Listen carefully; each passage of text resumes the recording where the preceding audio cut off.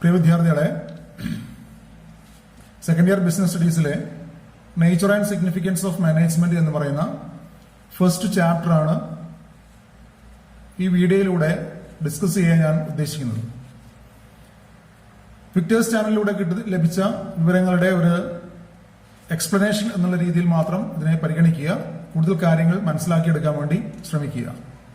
നമുക്ക് ക്ലാസ്സിലേക്ക് കടക്കാം.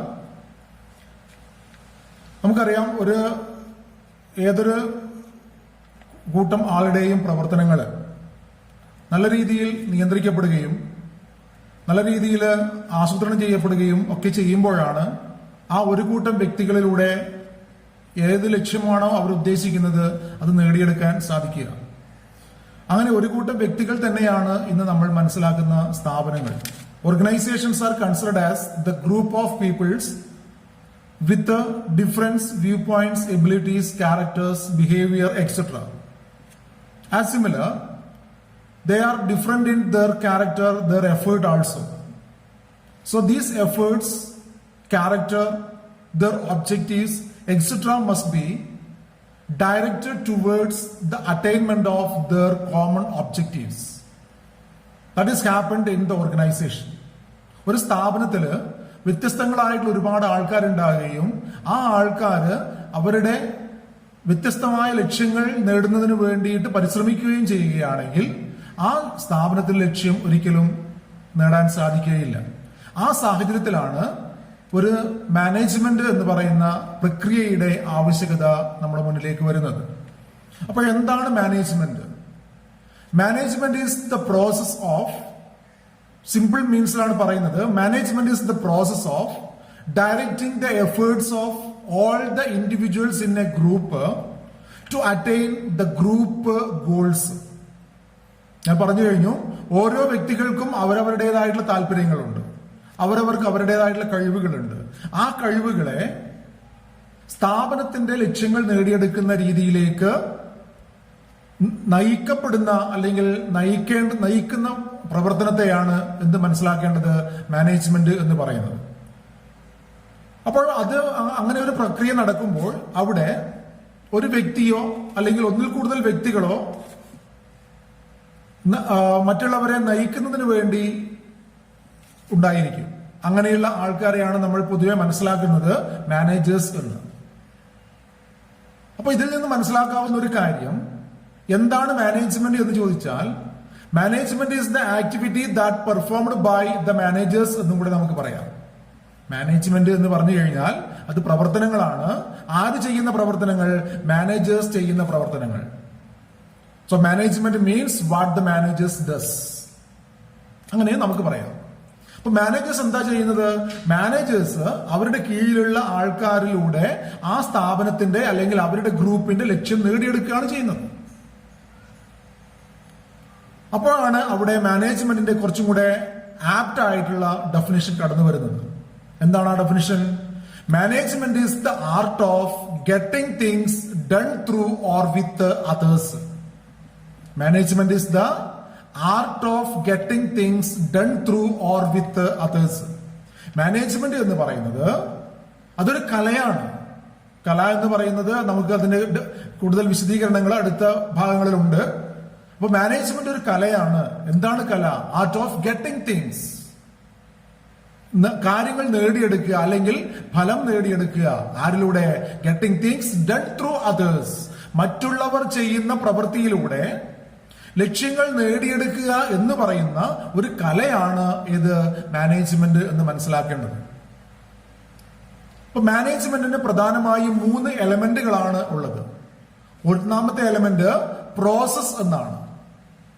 രണ്ടാമത്തെ എലമെന്റ് എഫക്റ്റീവ്നെസ് ആണ്. മൂന്നാമത്തെ എലമെന്റ് എഫിഷ്യൻസി ആണ്. അപ്പൊ മാനേജ്മെന്റിനെ എന്തുകൊണ്ട് പ്രോസസ് എന്ന് വിളിക്കുന്നു? മാനേജ്മെന്റിനെ പ്രോസസ് എന്ന് വിളിക്കാൻ കാരണം, management is considered as a process, or it is called as a process because it involves number of activities. Number of activities includes planning, organizing, staffing, directing, controlling, etc.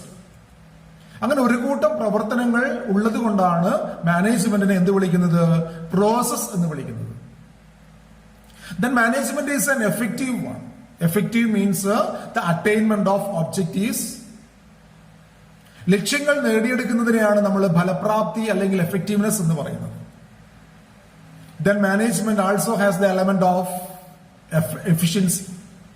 Efficiency means the attainment of objectives with the minimum cost. വളരെ ചെറിയ ചെലവില് ലക്ഷ്യങ്ങൾ നേടിയെടുക്കുകയാണെങ്കിൽ അതിനെയാണ് നമ്മൾ എന്ത് പറയുക, efficiency എന്ന് പറയുന്നത്. ഇപ്പൊ മാനേജ്മെന്റ് പ്രോസസ്സാണ്, മാനേജ്മെന്റ് എഫക്റ്റീവ് ആണ്, മാനേജ്മെന്റ് എഫിഷ്യന്റ് ആണ്. അവിടെ ഒരു എഫിഷ്യൻസിയും എഫക്റ്റീവ്നെസ്സും തമ്മിലുള്ള ഒരു വ്യത്യാസം നമ്മൾ മനസ്സിലാക്കേണ്ടതുണ്ട്. എഫക്റ്റീവ്നെസ് എന്ന് പറഞ്ഞു കഴിഞ്ഞാൽ ലഭ്യമായ വിഭവങ്ങളൊക്കെ ഉപയോഗിച്ചുകൊണ്ട് ഒരാളുടെ പ്രവൃത്തിയുടെ ലക്ഷ്യം നേടിയെടുക്കുന്നതിനെയാണ് എഫക്റ്റീവ് എന്ന് പറയുക. അതായത് ഒരു സ്ഥാപനത്തില് 100 തൊഴിലാളികളുണ്ട്. ആ 100 തൊഴിലാളികളെ ഉപയോഗിച്ചുകൊണ്ട് 5 ദിവസം ജോലി ചെയ്ത് ഒരു മാനേജർ ആ 5 ദിവസത്തെ യൂണിറ്റ് ഓഫ് പ്രൊഡക്ഷൻ ആയ 5000 യൂണിറ്റ് നേടിയെടുക്കുന്നു. അവരുടെ യൂണിറ്റ് ഓഫ് പ്രൊഡക്ഷൻ 5000 യൂണിറ്റ് ആണ്. ഒരാഴ്ചത്തെ യൂണിറ്റ് ഓഫ് പ്രൊഡക്ഷൻ ടാർജറ്റ്. അതിൽ 100 വർക്കേഴ്സാണ് ഉള്ളത്. ആ 100 വർക്കേഴ്സിനെ ഉപയോഗിച്ചുകൊണ്ട് അയാൾ 5 ആ ആഴ്ചയുടെ 5000 യൂണിറ്റ് പ്രൊഡക്ഷൻ അയാൾ നേടിയെടുക്കുന്നു. അങ്ങനെയാണെങ്കിൽ നമുക്ക് പറയാം ആ മാനേജർ എഫക്റ്റീവ് ആണ്. കാരണം അയാൾക്ക് നിർദ്ദേശിച്ചിരിക്കുന്ന ലക്ഷ്യം അയാൾ നേടിയെടുത്തു കഴിഞ്ഞു.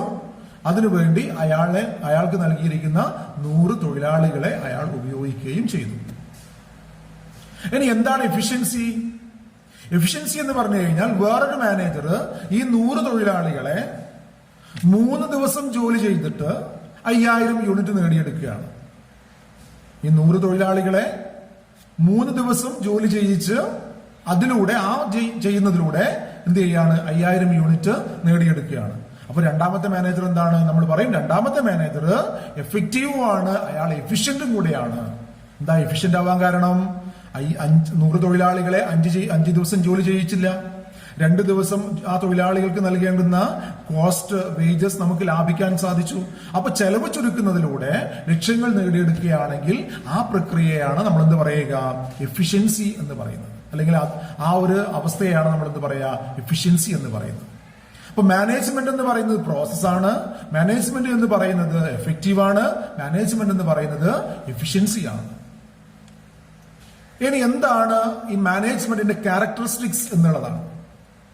അതിന്റെ സ്വഭാവം എന്താണ്? മാനേജ്മെന്റിന്റെ സ്വഭാവം എന്താണ്? മാനേജ്മെന്റ് സ്വഭാവം എന്ന് പറയുന്നത് ഒന്നാമത്തത് ഇത് ഗോൾ ഓറിയന്റഡ് ആണ്. Management is goal oriented. Management ലക്ഷ്യോന്മുഖമാണ്. That is, the effort of managers are mainly for the attainment of group objectives. സ്ഥാപനത്തിന്റെയോ ഒരു ഗ്രൂപ്പിന്റെയോ ലക്ഷ്യങ്ങൾ നേടിയെടുക്കുക എന്നുള്ളതാണ് മാനേജേഴ്സിന്റെ ഡ്യൂട്ടി, അല്ലെങ്കിൽ മാനേജേഴ്സിന്റെ എഫേർട്ട്. അത് തന്നെയാണ് management. Management is for the attainment of objectives. Then second one is that it is pervasive. Pervasive എന്ന് പറഞ്ഞു കഴിഞ്ഞാൽ എല്ലാ തലങ്ങളിലും എല്ലാ മേഖലകളിലും സർവോന്മുഖം എന്നാണ് അർത്ഥം. എന്തൊരു പ്രവർത്തനമാണെങ്കിലും അതിലൊക്കെ മാനേജ്മെന്റ് വേണം. പ്രൊഡക്ഷൻ ആക്ടിവിറ്റി ആയാലും, ഫിനാൻഷ്യൽ ആക്ടിവിറ്റി ആയാലും, മാർക്കറ്റിംഗ് ആക്ടിവിറ്റി ആയാലും, അതുപോലെ തന്നെ personal research and development activity ആയാലും അതിലൊക്കെ മാനേജ്മെന്റ് ആവശ്യമാണ്. എല്ലാ തലങ്ങളിലും മാനേജ്മെന്റ് വേണം. പിന്നെ ഒരു സ്ഥാപനത്തെ കുറിച്ച് പറയുമ്പോൾ സ്ഥാപനത്തിന് 3 തലങ്ങളാണ് ഉള്ളത്. മുകളിൽ നിന്ന് താഴോട്ട് നോക്കിക്കഴിഞ്ഞാൽ top level, middle level, lower level, അങ്ങനെ 3 തലങ്ങളാണ് ഉള്ളത്. ഈ 3 തലങ്ങളിലും എന്തിന്റെ ആവശ്യമുണ്ട്? മാനേജ്മെന്റ് ആവശ്യമാണ്. Management is required for all levels and all functions of the organisation. So it is called a pervasive function. Then another character of management is that it is multi-dimensional. That means we can view the management from different angles. നമുക്ക് മാനേജ്മെന്റിനെ വ്യത്യസ്തമായ ആംഗിളിലൂടെ നോക്കിക്കാണാൻ സാധിക്കും. First one is that management is of work or management of work. ഒരു സ്ഥാപനത്തിലെ വർക്കുകളെ manage ചെയ്യുന്നതിനെയാണ് നമ്മൾ management എന്ന് പറയുന്നത്.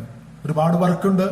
Production ഒരു വർക്കാണ്, മാർക്കറ്റിംഗ് ഒരു വർക്കാണ്, അതുപോലെ തന്നെ മറ്റുള്ളതൊക്കെ ഓരോ വർക്കുകളാണ്. ആ വർക്കുകളെ മാനേജ് ചെയ്യുന്ന പ്രവർത്തനത്തെയാണ് നമ്മൾ എന്ത് പറയുന്നത്? മാനേജ്മെന്റ് എന്ന് പറയുന്നത്. അല്ലെങ്കിൽ മാനേജ്മെന്റിലുള്ള ഒരുപാട് പ്രവർത്തനങ്ങളുണ്ട്. പ്ലാനിംഗ് ഉണ്ട്, ഓർഗനൈസിംഗ് ഉണ്ട്, സ്റ്റാഫിംഗ് ഉണ്ട്, ഡയറക്ടിംഗ് ഉണ്ട്, ഇങ്ങനെയുള്ള പ്രവർത്തനങ്ങളൊക്കെ ഉണ്ട്. ഇതിനൊക്കെയും നിയന്ത്രിക്കുന്ന പ്രവർത്തനത്തെയാണ് എന്ന് പറയാം. അങ്ങനെയും നമുക്കത് മാനേജ്മെന്റ് ഓഫ് വർക്ക് എന്ന് പറയാം. പിന്നെ അടുത്തതായിട്ട് രണ്ടാമത്തെ ഡയമെൻഷൻ എന്ന് പറയുന്നത് മാനേജ്മെന്റ് ഓഫ് പീപ്പിൾ ആണ്. ഞാൻ നേരത്തെ പറഞ്ഞു കഴിഞ്ഞു, organisation is the group of people with difference opinions, objectives and capabilities.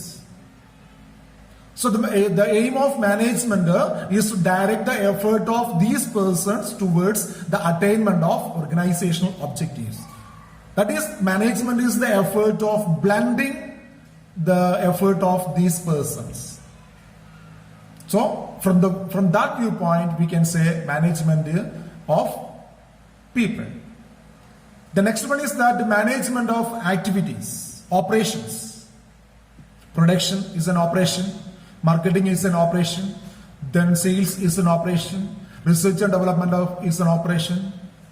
So in every operation, management is required. So it is called, we can also say management of operation is also another dimension of management. The next one is that, next character is that management is a continuous process. Yes, it is a continuous process. Management starts with the setting up of objectives, then planning, organizing, staffing, directing, controlling. Then again, we review how much the level of attainment of the objectives already set. If there is any discrepancy between the objectives already set and the attained objective, we will again prepare a new plan. അതായത് നമ്മൾ ആദ്യം ഒരു ലക്ഷ്യം നിർണ്ണയിക്കുന്നു, ആ ലക്ഷ്യത്തിന് വേണ്ടി അതിന് പ്ലാനിംഗ് നടത്തുന്നു, ആവശ്യമായ വിഭവങ്ങൾ റിസോഴ്സ് ചെയ്യുന്നു, മാനുഷിക വിഭവം കണ്ടെത്തുന്നു, അവർക്ക് നിർദ്ദേശങ്ങൾ കൊടുക്കുന്നു, അവരുടെ പ്രവർത്തനങ്ങളെ വിലയിരുത്തുമ്പോഴാണ് മനസ്സിലാക്കുന്നത് നമ്മുടെ ലക്ഷ്യം അതേ രീതിയിൽ അറ്റൈൻ ചെയ്യപ്പെട്ടിട്ടില്ല എന്ന്. അങ്ങനെ വരുന്ന സാഹചര്യത്തിൽ നമ്മൾ പുതിയ പ്ലാന് ഉണ്ടാക്കും.